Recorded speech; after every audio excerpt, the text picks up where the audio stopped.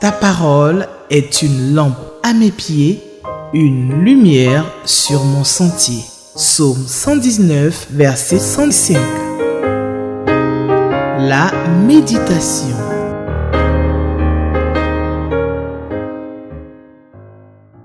Ta parole est lumière, elle éclaire mon chemin.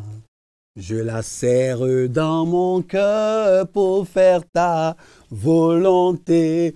Quelle précieuse lumière qui éclaire mon chemin.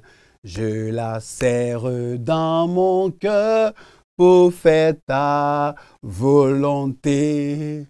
Voilà, les anciens chrétiens là. Voilà. De 1980, 1990, oui, se retrouvent avec cette chanson du groupe Sango Malamu. Voilà, nos frères que je salue du côté de l'ex-Zaïre, maintenant de la République démocratique du Congo-Kinshasa. Voilà. Nous sommes aujourd'hui mardi 9 juillet 2024 et je voudrais vous souhaiter, chers téléspectateurs d'Espérance TV, un particulier excellent mardi. Que la grâce et la faveur de Jésus-Christ soient votre partage. Pour la méditation de ce mardi 9 juillet 2024, le lecteur de la Bible nous propose donc un texte dans le Nouveau Testament, 1 Timothée 1, du verset 12 jusqu'au verset 20. Donc, 1 Timothée 1, du verset 12 jusqu'au verset 20. Ta parole est lumière, elle éclaire mon chemin. Je la serre dans mon cœur afin donc de faire ta volonté. Quelle précieuse lumière qui éclaire mon chemin, qui trace tout droit une voie que je dois suivre. Seigneur, pour ce jour, je voudrais encore et encore te bénir en compagnie de nos chers téléspectateurs, de nos amis, de nos fidèles spectateurs, téléspectateurs qui nous suivent et qui méditent ta parole avec nous. Éclaire-nous, éclaire-nous au nom de Jésus-Christ. Amen. Donc je vais lire la parole de Dieu dans la version Louis II et je vais méditer à l'aide du lecteur de la Bible adulte. Donc édition 2024. Et bien sûr, vous devez avoir de quoi noter, de quoi prendre note, n'est-ce pas, pour garder précieusement les paroles du Seigneur. Alors, si c'est trouvé, je fais la lecture. 1 Timothée 1, verset, alors on a dit quoi déjà? Verset 12 jusqu'au verset 20. Verset 12. Je rends grâce à celui qui m'a fortifié. Alléluia! À Jésus-Christ, notre Seigneur, de ce qu'il m'a jugé fidèle en m'établissant dans le ministère. Moi qui étais auparavant un blasphémateur, un persécuteur, un homme violent, mais j'ai obtenu miséricorde parce que j'agissais par ignorance, dans l'incrédulité. Et la grâce de notre Seigneur a surabondé avec la foi et l'amour qui est en Jésus-Christ. Alléluia! C'est une parole certaine et entièrement digne d'être reçue. J'aime bien cette partie-là. C'est une parole certaine et entièrement digne d'être reçue que Jésus-Christ est venu dans le monde pour sauver les pécheurs dont je suis le premier. Moi, j'ai obtenu miséricorde afin que Jésus-Christ fasse voir en moi le premier de toute sa longanimité pour que je serve d'exemple à ceux qui croiraient en lui pour la vie éternelle. Verset 17. Au roi des siècles, immortel, invisible, seul Dieu, soit honneur et gloire au siècle des siècles. Amen. Dites Amen avec moi. Amen. C'est marqué ici Amen. Et moi, je vous demande, chers téléspectateurs d'Espérance TV, dites Amen. Alléluia. La recommandation, verset 18, que je t'adresse, Timothée, mon enfant, selon les prophéties faites précédemment à ton sujet, c'est que, d'après elles, tu combattes le bon combat. Alléluia. Il y en a qui combattent des faux combats. Le bon combat. En gardant la foi et une bonne conscience. Cette conscience, quelques-uns l'ont perdue et ils ont fait naufrage par rapport à la foi. Enfin, verset 20. De ce nombre sont Hyménée, malheureusement, et Alexandre, que j'ai livré à Satan, afin qu'ils apprennent à ne pas blasphémer. Oh, j'ai envie de dire, acclamons la parole du Seigneur, sauf que la fin est un peu triste, mais c'est la parole de Dieu. Elle est dure, mais c'est comme ça. Elle est nivaquine, mais on la prend. Elle nous guérit. Acclamons la parole du Seigneur. C'est ça, la parole du Seigneur. Quelquefois, on parle de bénédiction, puis quelquefois, c'est on lime. Je l'ai livré à Satan, afin qu'il puisse comprendre qu'on ne joue pas les blasphémateurs et qu'on ne fait pas ce que Dieu n'aime pas. Le lecteur de la Bible nous pose 3 questions ce jour.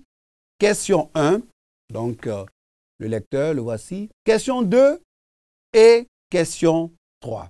Allons-y donc avec un peu d'observation. La Bible, selon Louis II, donne comme titre à ce passage que nous venons de lire, la sainte doctrine de Paul. Ça c'est important. La sainte doctrine de Paul. Si vous prenez note, mettez ça en rouge et puis soulignez de 2 traits. Allez, belle règle, soulignez la sainte doctrine. Paul rend le témoignage de son propre salut qui établit un contraste entre sa conception de la loi et les hérésies des faux prophètes. J'allais dire des faux docteurs, voilà. C'est ce qui est mieux, des faux docteurs. Alors, on distingue bien la gloire du véritable évangile sur le vide. J'ai dit bien le vide sur lequel débouchent les fausses doctrines. Les doctrines bizarres, les doctrines qui sont dans nos assemblées. Hein? On crée des doctrines, je le disais à une des méditations, on prend un verset, on le sort de son contexte, il devient un prétexte. Les faux docteurs, les faux enseignants, les titres ronflants, ronronnants, qui ne veulent rien dire au Seigneur. Les grands titres là, Dieu, il ne regarde pas ça. Ce sont des faux docteurs. Et donc, l'apôtre Paul rend le témoignage de sa vie, de sa propre vie. Et dans le développement, on verra qui était Paul, qu'est-ce qu'il a fait et qu'est-ce qu'il est devenu. Alors, si nous voulons procéder de découpage par verset, verset 12, il y a l'idée « m'a jugé fidèle ». Le projet de Dieu pour Paul et pour les chrétiens se réalise au travers de la foi personnelle. Et de la foi personnelle.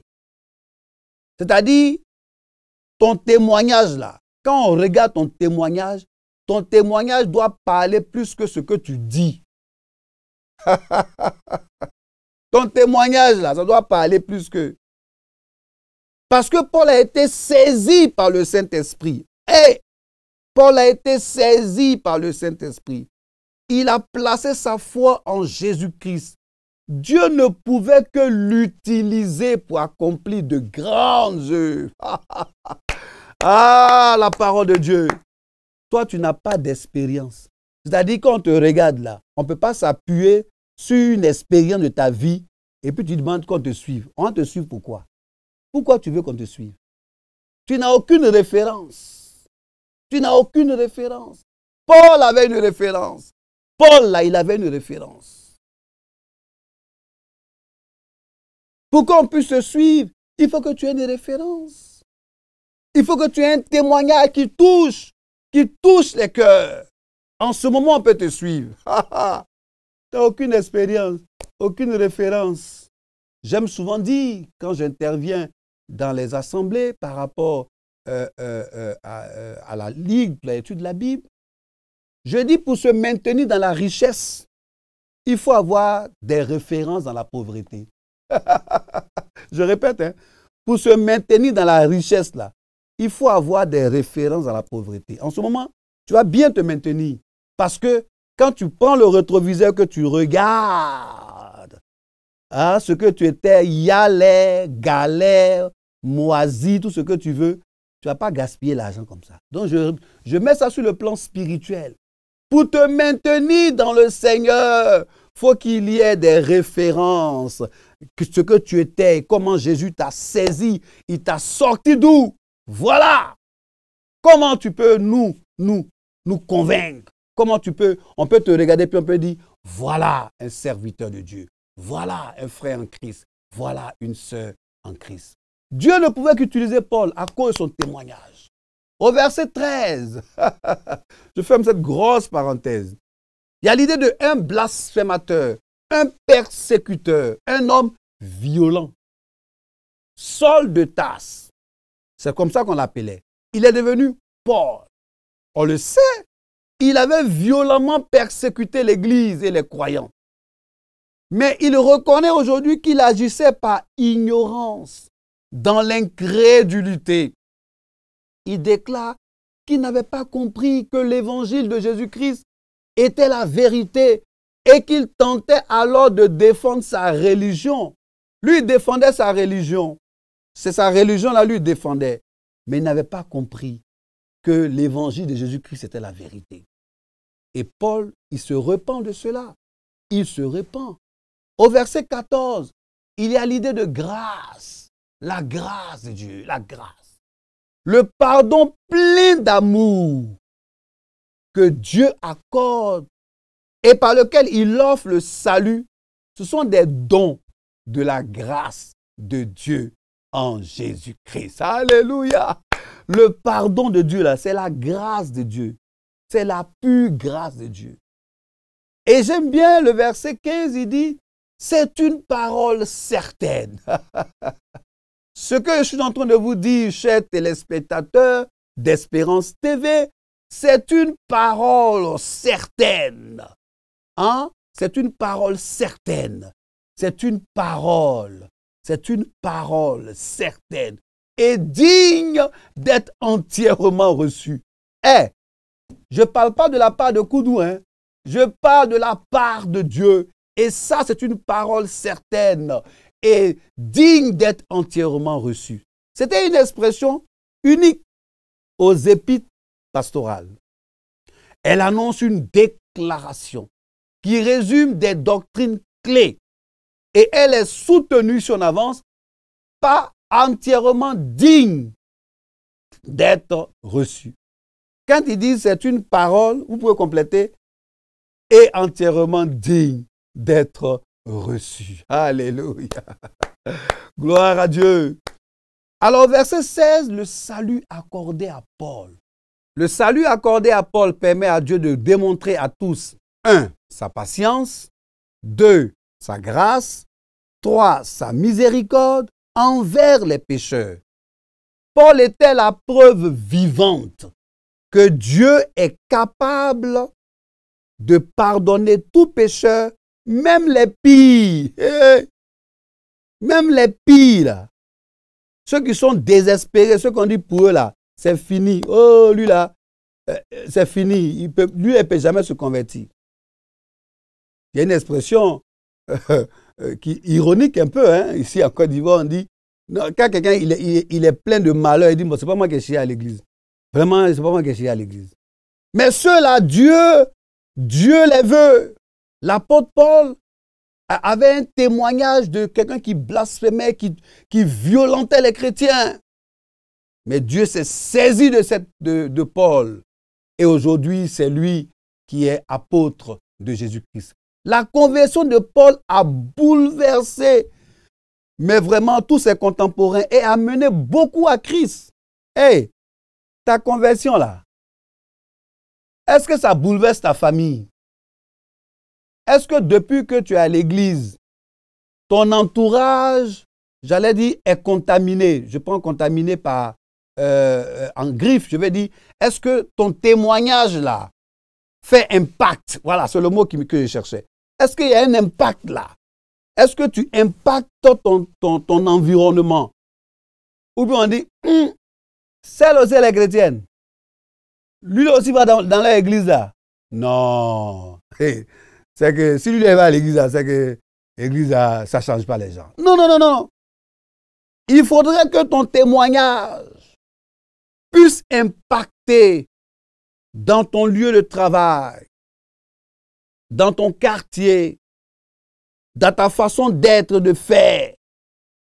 Comme Paul. Paul est passé d'une étape à une autre étape. Et on a senti que quelque chose s'était passé dans la vie de Paul. Chers téléspectateurs, si dans ta famille, on ne peut même pas reconnaître que tu es chrétien, que tu es chrétienne, il y a un problème. C'est que Jésus n'est pas encore passé par là. C'est que Jésus n'est pas encore passé par là. Parce que quand Jésus passe, il y a une situation qui se produit dans ta vie. Verset 18, Paul encourage Timothée. Il dit, Timothée, mon enfant, à se lancer dans la bataille contre les ennemis de Christ et de l'Évangile. En tout cas, je fais partie de ceux qui aiment se lancer dans la bataille contre les ennemis de Christ et de l'Évangile. On peut voir cela en 2 Corinthiens 10, verset 3 jusqu'au verset 5. En 2 Timothée 2, verset 3 jusqu'au verset 4 et du verset 4 jusqu'au verset 7.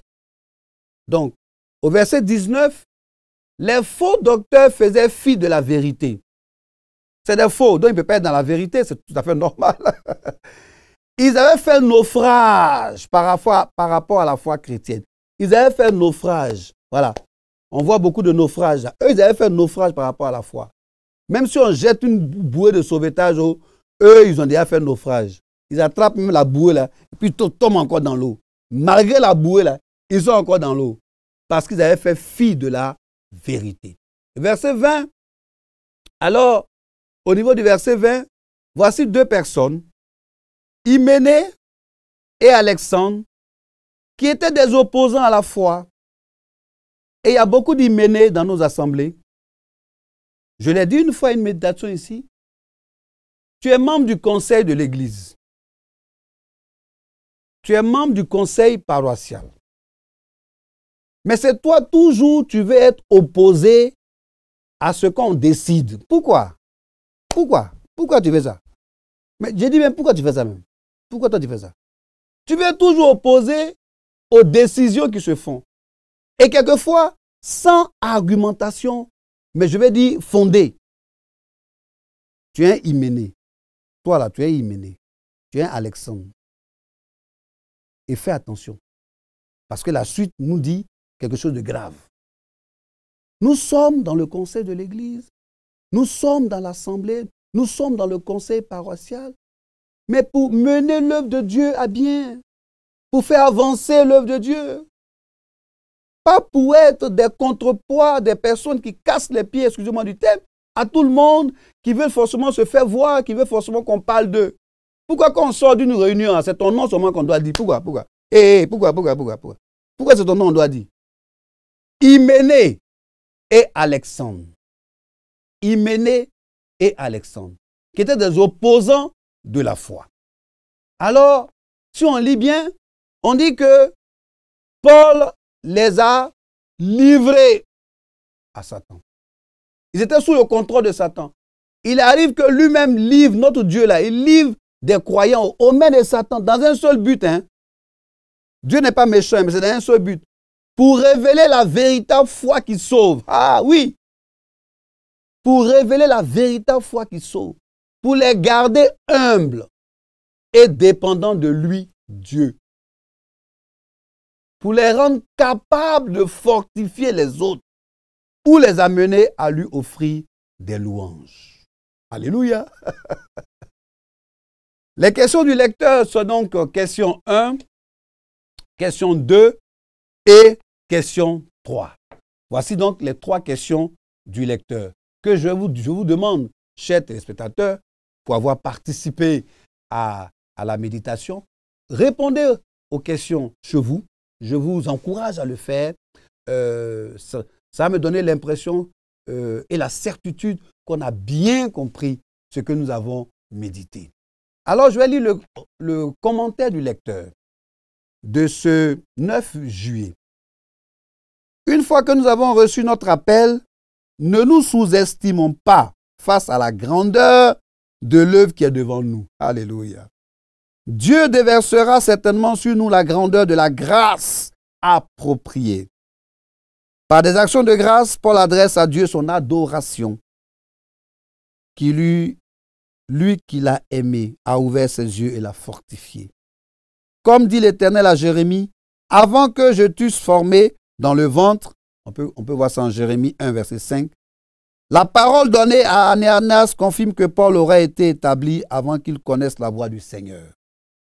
Blasphémateur, persécuteur, ravageur d'église, auparavant, larges et profondes sont les actions de Dieu, de grâce, de Paul, pour la grâce qui surabonde en lui. Pouvons-nous sortir de l'ingratitude en entrant au-dedans de nous, comme Paul, afin de réaliser notre état de perdition avant la grâce pour louer Dieu? Réalisons que l'œuvre de la grâce en nous a pour finalité de servir des hommes à ceux qui croiraient en Dieu. Nous sommes donc des dons et des talents que Dieu, dans sa souveraineté, a ramenés à lui. Donnons-lui notre reconnaissance par une vie sans cesse qui l'honore. On ne croise pas les bras, on ne se retraite pas comme Hyménée et Alexandre. On a appelé à combattre le bon combat en gardant une bonne conscience. C'est à ce combat inlassable que Paul interpelle Timothée et nous aussi aujourd'hui, dans ce monde qui court et régresse à toute vitesse par rapport à l'Évangile. Qu'est-ce que tu dois ajuster dans tes stratégies pour ne pas faire naufrage par rapport à la foi? Ne faisons pas naufrage, s'il vous plaît. Gardons la foi. Gardons la foi. Ne soyons pas des Hyménée, des Alexandre. Si vous nous prenez en marche, vous êtes sur la méditation. Si vous nous prenez en marche, vous êtes sur Espérance TV et vous suivez la méditation. 1 Timothée 1, verset 12 jusqu'au verset 20. Voici ce qui a été notre test de méditation. Nous te bénissons, Seigneur. Nous te louons parce que tu es grand et parce que tu es puissant. Merci. Nous ne voulons pas être des Hyménée, nous ne voulons pas être des Alexandre. Nous voulons garder la foi. Nous ne voulons pas faire naufrage vis-à-vis de la foi. Seigneur, merci au nom de Jésus-Christ. Amen.